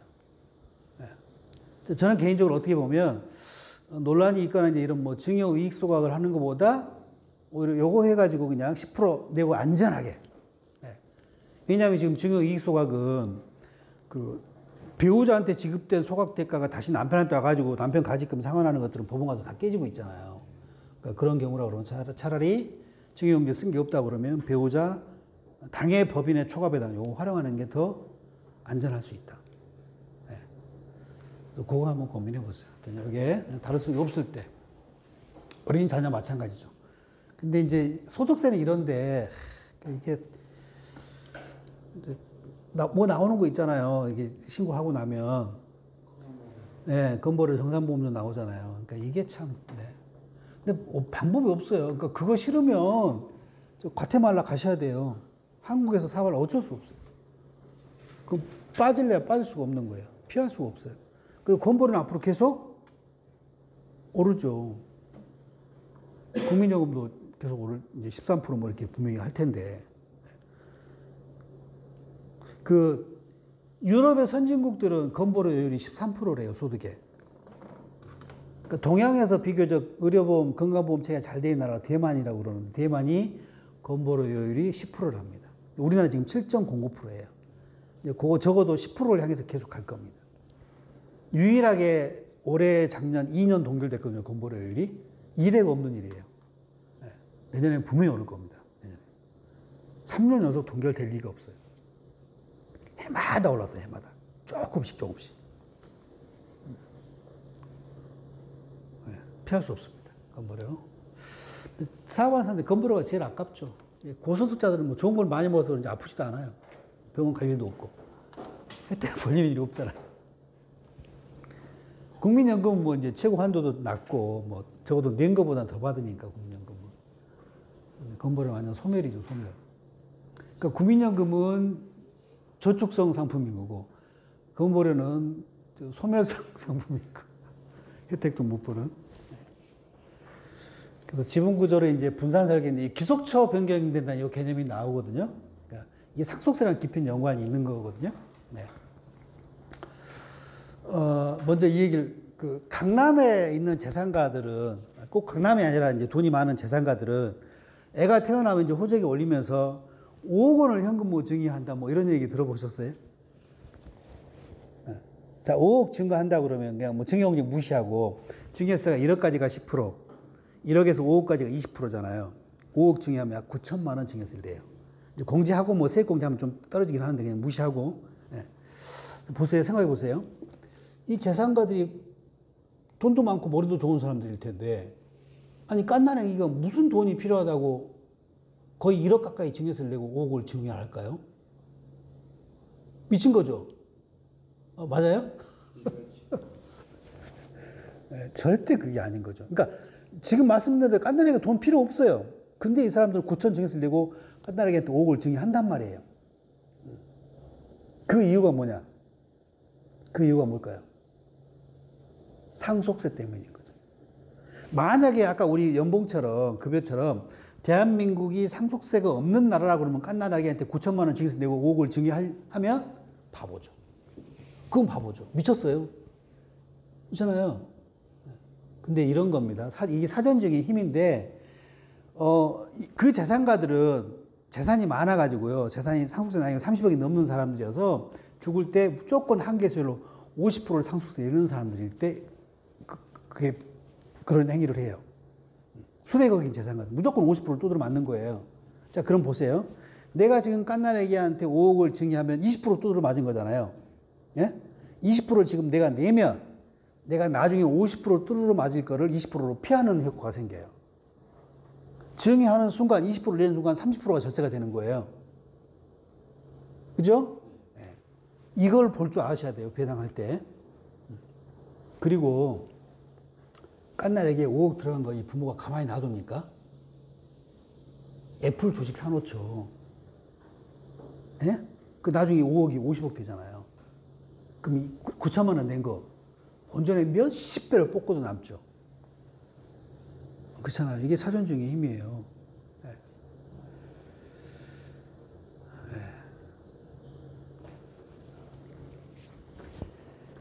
저도 재산이 많으면 이렇게 막 할 텐데 재산이 많지가 않아요. 그래서 배당할 때 소득의 기속이 변경돼가지고 나중에 상속세를 절세하는 이유가 생긴다. 그 이제 전제는 뭐냐면 지분을 분산 설계하는 거예요. 그러니까 아까처럼 대표님이 지분을 100% 가지고 있다고 그러면 연봉을 받고 계실 테고 배당을 뭐 1억을 받든 2억을 받든 합산과세니까 종합소득 구성하잖아요. 이거는. 그러면 연봉에다 배당이 합쳐지면 무조건 반세금 내는 구조인 거죠. 이걸 쪼개는 게 필요한 거죠. 소득이 없는 배우자나 자녀, 어린 자녀일수록 유리할 수도 있죠. 그런 작업을 해야 된다. 그래서 지분 설계를 해야 된다. 패스. 자, 이게 이제 세액 효과 분석한 겁니다. 여기는 급여를 2억을 지급할 때 분석이고요. 그러니까 법인세 내는 거, 소득세 내는 걸 두 개 네팅해서 분석을 해야 됩니다. 여기는 급여를 1억으로 바꾸고 나머지 1억을 배당으로 지급을 한 거예요. 소득력을 좀 변경한 거죠. 급여란 소득으로 한 번에 지급하고 여기는 급여를 1억으로 하고 나머지 1억은 배당으로 이렇게 세 분석을 하는데 전제가 있는 게 뭐냐면 배당 1억 하는데 1인당 2,500만 원씩 배당을 하네요. 그러니까 주주가 4명으로 돼 있다는 거예요. 균등 비율로. 그렇게 해서 세부담 한번 분석을 합니다. 연봉 2억이면 소득세 약 5천 정도 내고 2억 원이 법인에서 비용 처리가 돼가지고 법인세를 이만큼 덜 내는 효과가 생겨서 네팅하면 1,100만 원 총 세금을 냅니다. 국가에. 여기는 배당 받은 것만 해도 막 1,000만 원, 1,000만 원 이렇게 되네요. 근데 여기 보시면 대표이사 배당은 40% 가정하는 거고요. 배우자나 자녀는 소득이 없다고 보고 14%를 끝나는 거예요. 그래도 1,000만 원이에요. 이렇게 보시면 이걸 네팅하게 되면 이렇게 쪼개가지고 했을 때는 세금을 국가에 내는 게 1,500만 원을 내는 거예요. 그냥 급여로 2억을 지급하는 게 세금을 좀 덜 내네요. 많이 내네요. 배당은 불리한 거예요. 그죠? 네. 그래서 배당을 하면 뭐 안 되는 얘기, 뭐 이런 얘기를 하는 거예요. 저 제목 보세요, 대표님. 대한민국은 무슨 세금이 있는 나라에 죽을 때 한 번 내는 세금? 상속세가 있는 나라잖아요. 그래서 상속세를 고려하기에는 다른 거 다 똑같고요. 자, 요 7,500만 원 이게 보이셔야 돼요. 아까 깐난애기한테 5억을 증여한 이유가 뭐였어요?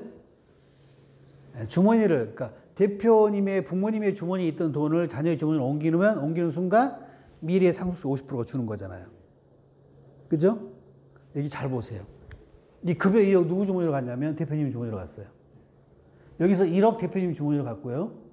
1인당 2,500만 원 배당한 거 중에 2,500만 원은 대표 주머니로 갔지만 요 7,500만 원은 누구한테 갔어요? 배우자랑 자녀 2명한테 갔죠. 포켓이 바뀌었죠? 포켓이 바뀌면 뭐가 줄어요? 미래의 상속세 50%가 줍니다. 보이시나요? 네. 그래서 4살짜리 애한테 주식 부자를 만들어 주는 거예요. 미쳤어요. 4살짜리가 뭔 주식이 필요하다고. 물론 이제 경영권 이전은 뭐 그런 니즈도 있지만 사실은 경영권 이전은 대표님이 죽을 때 얘기인 거고 그 죽을 때까지 수십 년의 경영 기간이 있잖아요. 이때 매년 주주한테 배당을 줄 수 있는 구조를 만드는 거예요. 네. 그래서 이게 계속 이렇게 그래서 지분 증여를 쪼개야 되는 주식은 쪼갤수록 유리합니다. 거의 어떤 경우든지 유리합니다. 거의 어떤 경우든지. 나중에 뭐 M&A 해가지고 주식을 누구한테 매각한다 하더라도 다 쪼개지는 효과가 생기고요.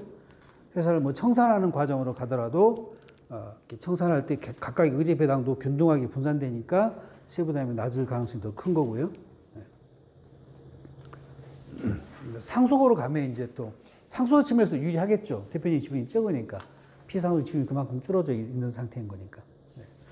어떤 경우도 유리한 경우가 생긴다.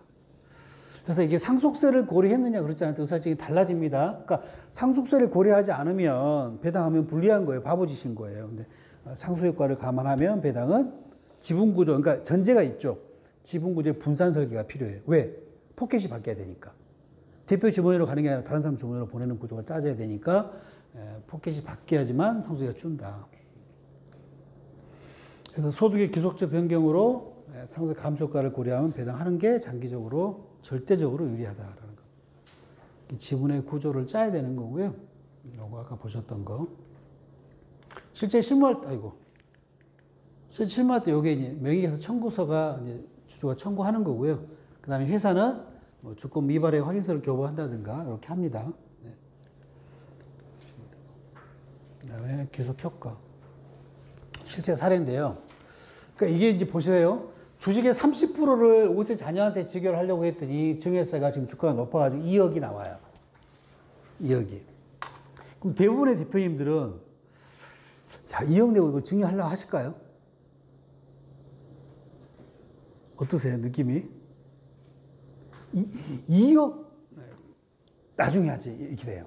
그러니까 제가 한 그 세무사 20년 동안 주식 평가에서 증여하는 거는 진짜 수백 건을 넘게 했거든요. 증여율은 항상 그래요. 거의 그래요. 99.99% 그래요. 지금 이 세금 때문에 비싸가지고 나중에 합시다라고 했던 분이 나중에 돼가지고 다시 진단해보잖아요. 그러면 대부분 다 99.9 뭐라고 그러면 아씨 그때 할 거 라고 후회하는 거고요. 이때 증여할 때도 대표님 지금 30% 증여하면 증여세 2억이고 10% 증여하면 증여세가 뭐 1억이고 이렇습니다. 어떤 걸로 하시려고 하면 지금 30% 너무 부담되니까 그냥 지금 1차적으로 1억만 합시다. 10%만 증여했어 1억 내고. 그리고 몇 년 뒤에 있다 이제 추가 증여하려고 그러잖아요. 이렇게 보잖아요. 그러면 이제 주가가 어떻게 돼 있겠어요? 더 올라가 있죠.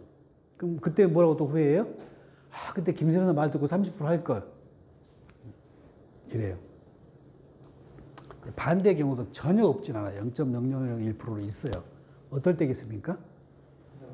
네, 이런 유리한 효과 때문에 이거 내고 증여를 했는데 한 3, 4년 뒤에 회사가 어려워질 수 있죠.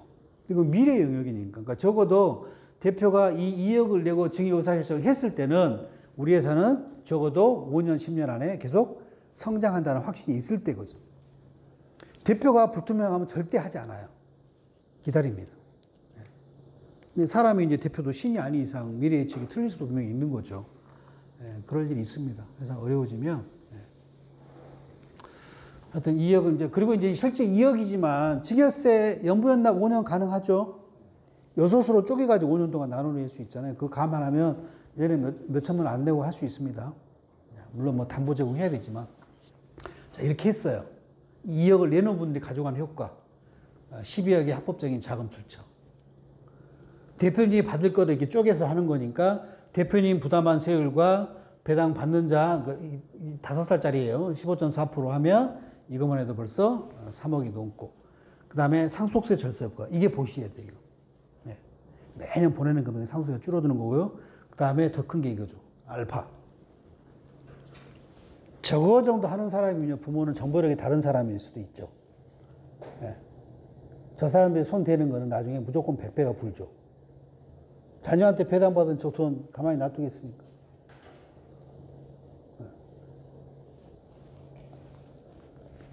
저 이제 부모가 좀 도와줘야 돼요.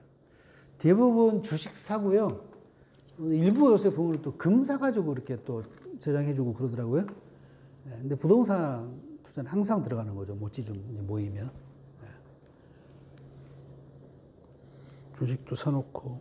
그러다 보면 예전에 제가 중국계 은행원 출신 사모님이셨는데, 그때가 아마 걔가 한 7, 8살 됐을 거예요. 현금 3억을 증여를 했어요. 3억 증여가지고 그때 꽤 오래전 얘기거든요. 지금 기장 저희가 안 하는데, 삼성바이오 주식을 사가지고요. 10배 이상 튀었을 거예요. 3억이, 그럼 10배 튀면 3억이 얼마 되는 거예요? 30억 된 거예요. 30억. 그리고 나서 이제 그걸로 또 다른 데로 바꾸는 의사결정도 분명히 하겠죠.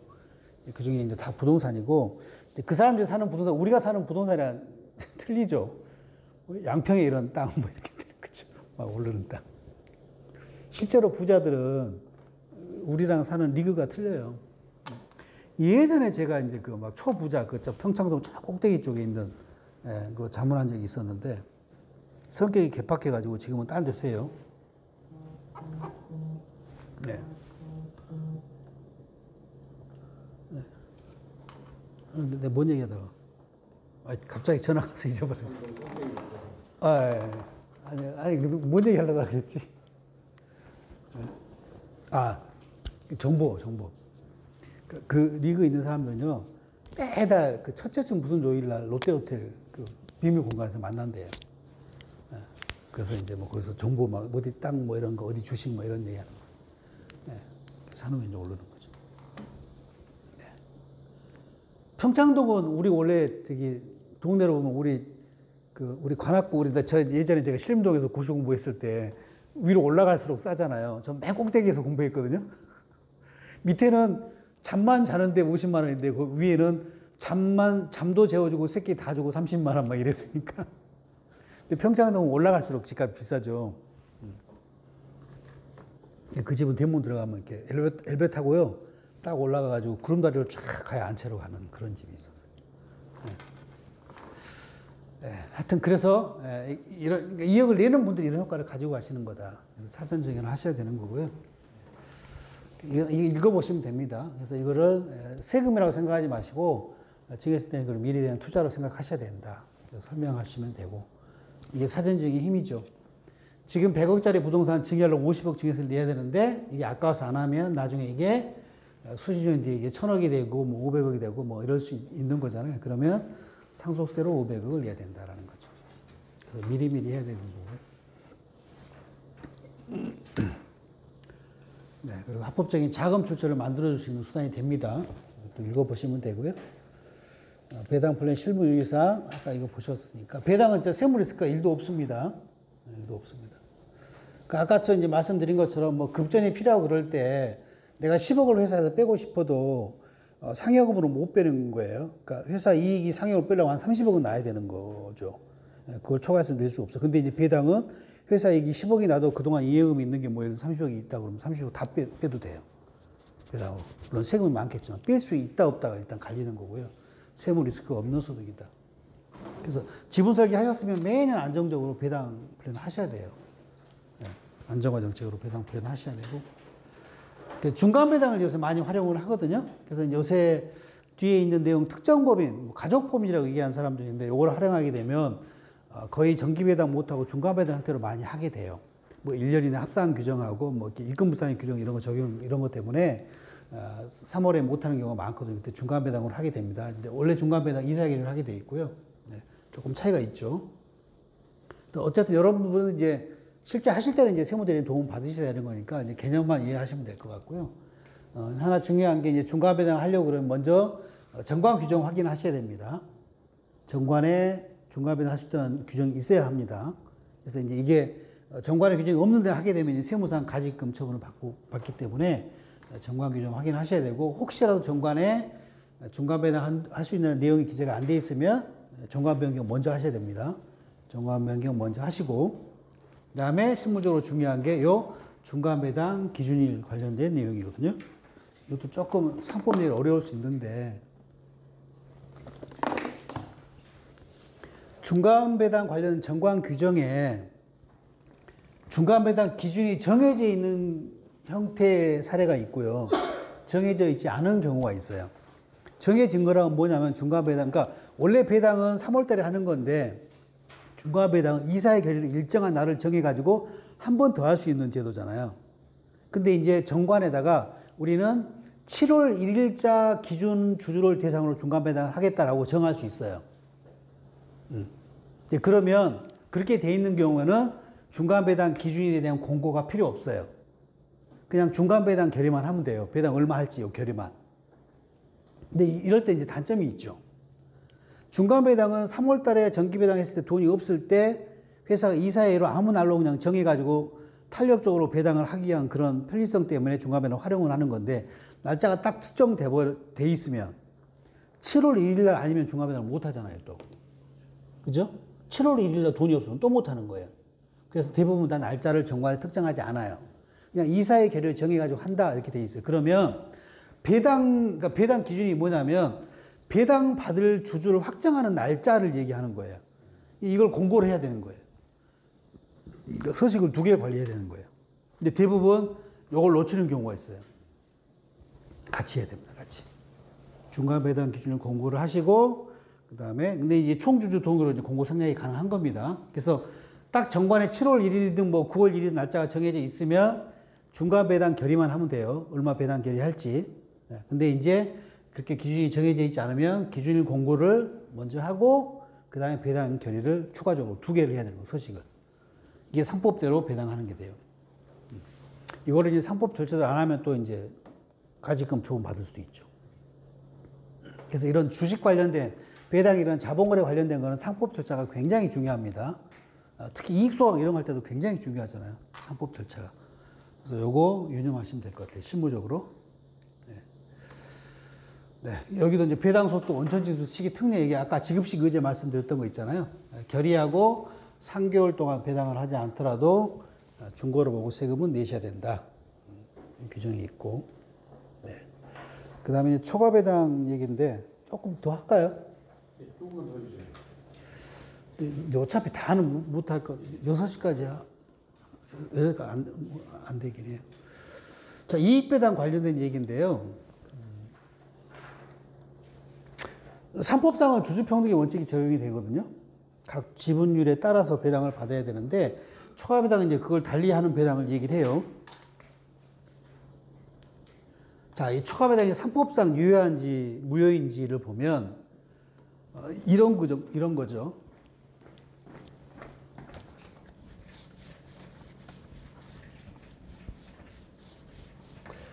지분 구조가 아버지가 90%예요.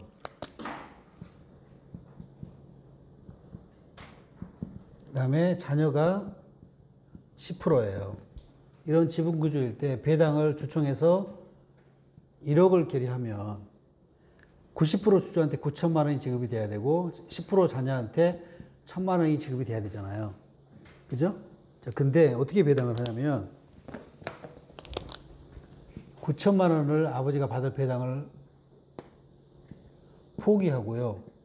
9천을 여기다 다 주는 거예요. 플러스 9천 이렇게. 그래서 아들이 1억을 배당을 다 받는 거예요.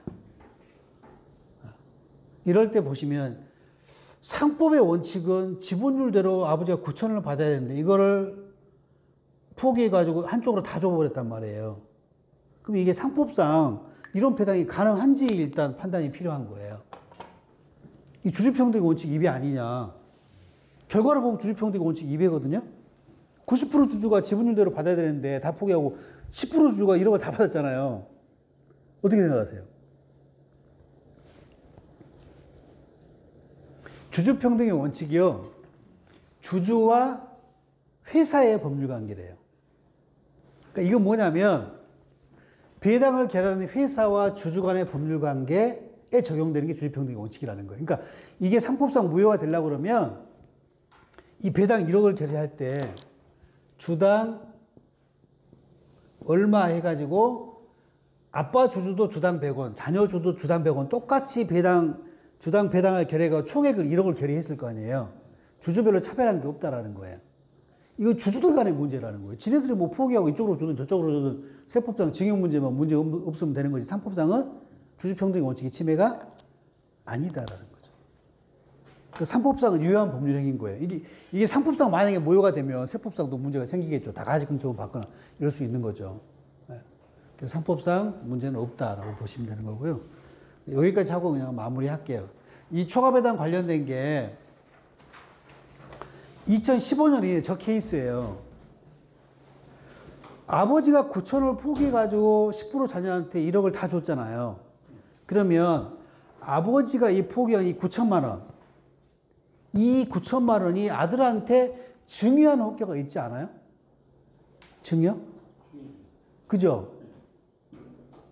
이게 15년 이전에 논란이 있었어요.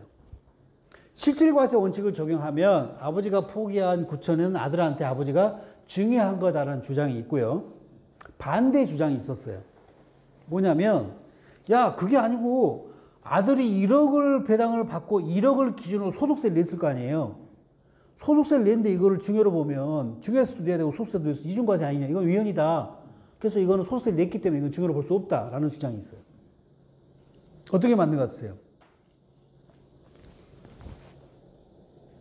결론. 16년에 결론이 나요.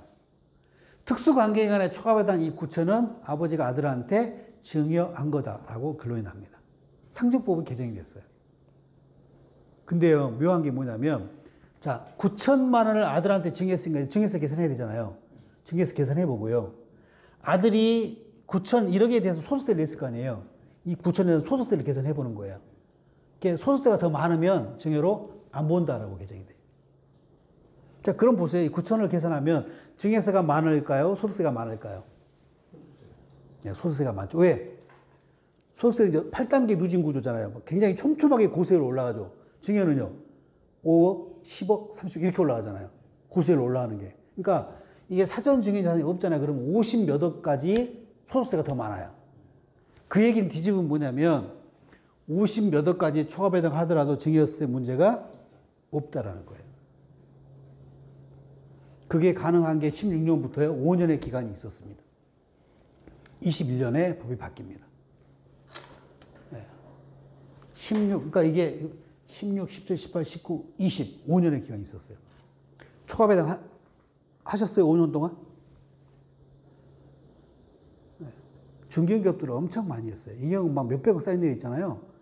막 5살짜리 애한테 막 30 몇 억 초과배당 하고요. 막. 네. 제가 자문하는 것 중에도 100억 단위 초과배당한 데 있어요. 그래서 주식 증여 주시면 안 된 다음에 아무 문제 없어요. 그래서 이제 이렇게 하다 보니까 2021년에 법이 바뀌어 지금은 소득세도 과세하고요, 증여세도 과세합니다. 근데 이제 이중과세 문제를 없애기 위해서 요 소득세는 초과배당에서 빼서 증여세 과세합니다. 지금은 현실적으로 당해법인 이런 식으로 저는 초과배당은 하면 실익이 별로 없어요.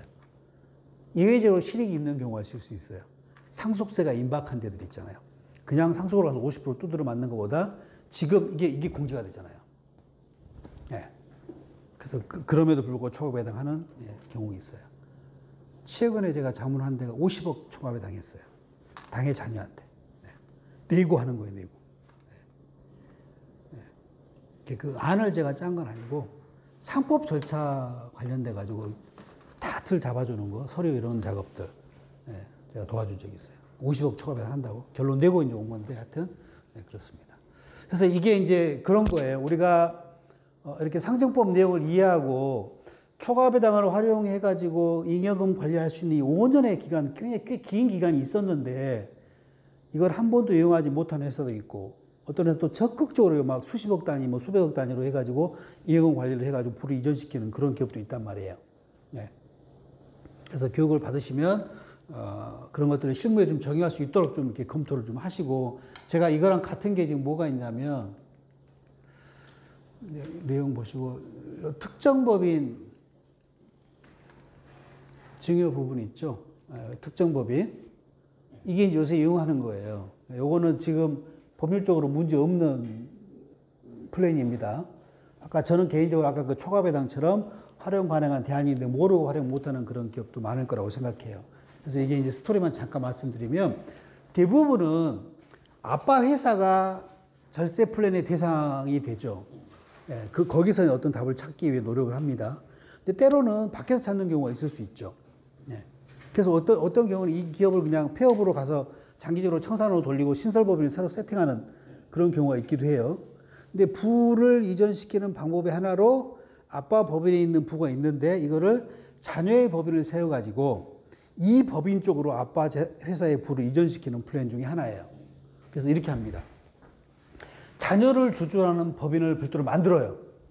이미 아빠 법인이 있는 거고 자녀 법인을 별도로 만들어요. 자, 그런 다음에 부모가 가진 주식 1%를 이 자녀 법인한테 양도를 해요.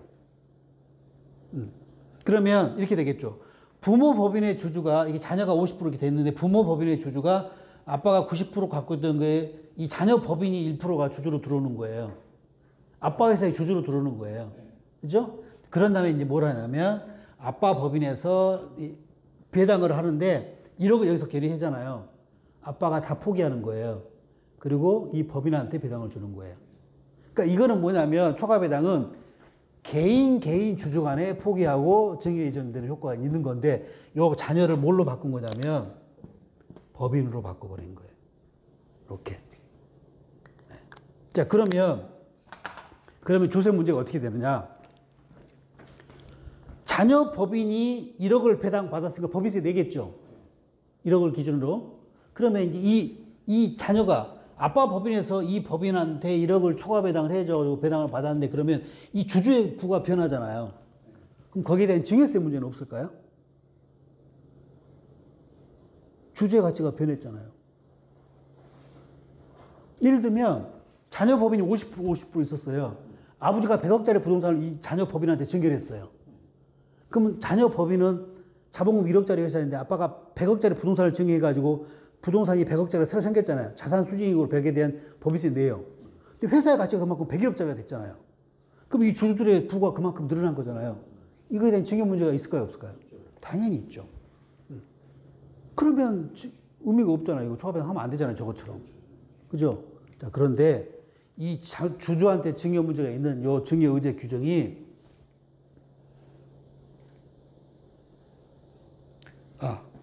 주주별로 증여 의제액이 1억 이상일 때만 증여세 문제가 돼요. 1억 이상일 때. 네. 그러면 아까 자녀가 여기는 이제 2명인데 그 초과 배당을 할 때 일단 50대 50 했다 그러면 아빠 회사에서 일반적으로 주주 한 명당 1억을 얘기를 하거든요. 2억을 결의해가지고 2억을 초과배당 했잖아요. 그러면 이걸로 그냥 사례를 볼까요? 만약에 1억을 초과배당 했어요. 그러면 자녀법인 주주가 지금 어떻게 되냐면 이건 균등비율이 아닌데 첫째 자녀 60%, 둘째 자녀 40%인 주주 구성을 한 거예요. 그러면 1억을 배당을 받았고 자녀 법인에서 1억에 대해서 법인세 2천만 원을 내게 되겠죠. 실질 증여액은 받은 1억에서 법인세 세금은 빼줘야 되니까 세금 뺀 게 증여의제액이 될 거예요. 그리고 지분율 곱한 금액이 4,800만 원 증여받은 거예요. 근데 얼마 이상일 때 증여세가 과세된다고요? 1억 이상. 1억 안 되죠? 이것도 1억 안 되죠? 증여 문제 없어요. 1억 이전할 때 법인세만 내면 끝. 2억을 보냈어요. 2억을 초과배당했어요. 그러면 첫째 자녀 9,600. 증여 문제 없죠? 둘째 자녀 6,400. 증여 문제 없죠? 네. 2억 보낼 수 있는 거예요.